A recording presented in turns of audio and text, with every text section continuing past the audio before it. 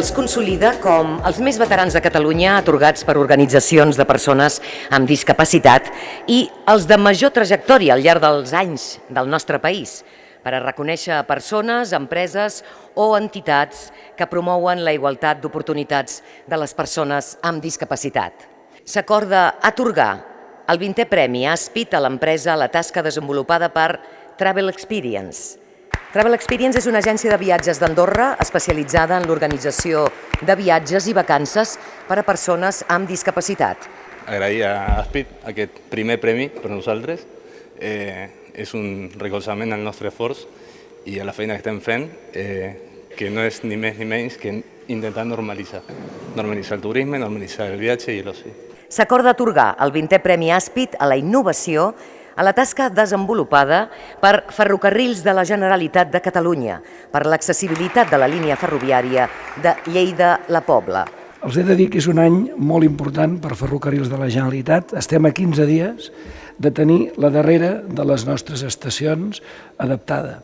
Això vol dir que d'aquí 15 dies tindrem el 100% dels trens adaptats, el 100% de les estacions, el 100% de les màquines, el 100% de les aplicacions. S'acorda atorgar el 20è Premi Aspit a la Solidaritat a la tasca desenvolupada per Antoni Ciurana Zaragoza, per la seva trajectòria envers l'impuls dels serveis socials i la promoció de l'accessibilitat a la ciutat de Lleida.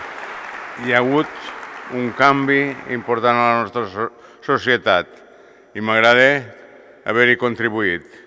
Us agraeixo el vostre reconeixement, però us invito a que continuem amb aquesta feina de fer que la societat sigui realment exemplar, amb donar oportunitats a tothom.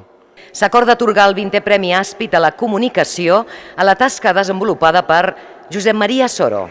Col·labora desinteressadament en el projecte TV Vist, una emissora de televisió online del grup cooperatiu del Taller Escola Barcelona, centre que atén persones amb discapacitat intel·lectual.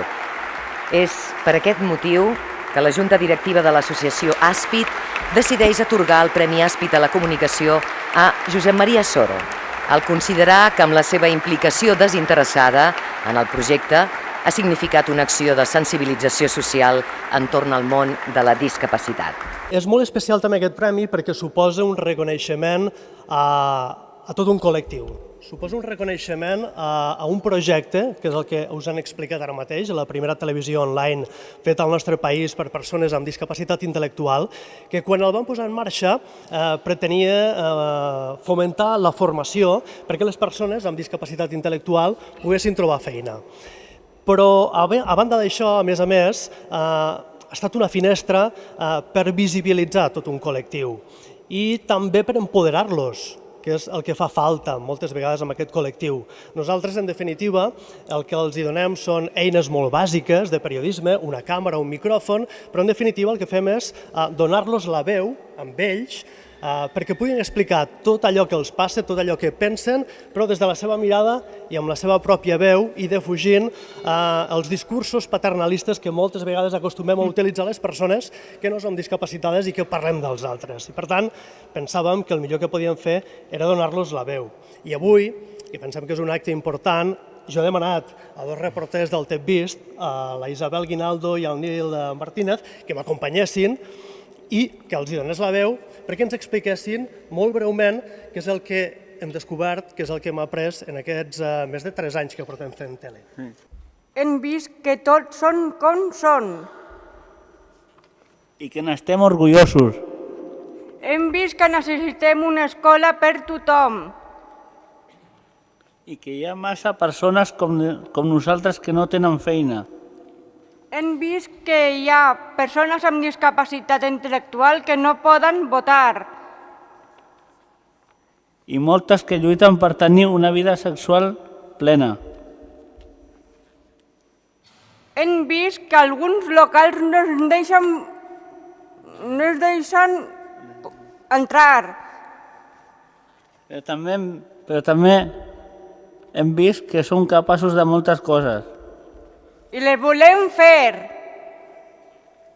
I pel camí hem conegut gent magnífica. Ja per acabar, si em permeteu, em volia dedicar aquest premi a dues persones. Una és amb Francesc Martínez de Foix, el director general del grup cooperatiu TEP, que és la persona que em va demanar que dissenyés i que impulsés aquest projecte, i que ell sí que és un exemple de la defensa dels drets de les persones amb discapacitat intel·lectual i ha fet moltíssima feina per la seva inclusió laboral i per fomentar que participessin en activitats d'oci, de lleure i d'esport. I l'altra persona a qui li volíem dedicar aquest premi és una persona que ens ha deixat, abans el Nil ara mateix deia que ens hem trobat persones magnífiques, doncs una de les persones magnífiques que ens hem trobat és el periodista Carles Capdevila, que ens va deixar recentment. Ell, en una entrevista que li van fer els nois, deia: amb tot el camí que heu fet, amb tot el recorregut que porteu, si us plau, no podeu fer cap pas enrere, no ens ho podem permetre. I si em permeteu, jo afegeixo, no és que no hem de fer passos enrere, és que n'hem de fer molts endavant, perquè hi ha molt camí encara per fer, perquè com cantava l'Ovidi Montllor, ja no ens alimenten molles, volem el pa sencer. Moltes gràcies. Una societat, un país que es vol inclusiu, ha de treballar des d'aquesta suma d'esforços, amb marcs normatius que siguin eficaços, però també amb accions que vagin en aquesta direcció. S'han posat de manifest quins són encara aquests reptes i ho han fet de manera molt clara, molt gràfica, molt explícita i molt entenedora als nois, als joves de T'he vist, i en som molt conscients de que ens resten assignatures pendents que hem d'anar conquerint. Realment, si no hi ha una aposta per part de les administracions públiques en recolzar projectes socials, en recolzar a les persones, realment la continuïtat de les entitats socials, la continuïtat dels projectes són molt difícils de portar des del tercer sector. Per tant, demanem un ple recolzament i una aposta ferma pels projectes socials com a defensors de les persones realment més vulnerables. És amb aquest compromís que entre tots aconseguirem construir a poc un país millor. Fins aquí, doncs, aquesta celebració. Moltes gràcies un cop més i enhorabona, lògicament, a tots els premiats. Molt bon vespre.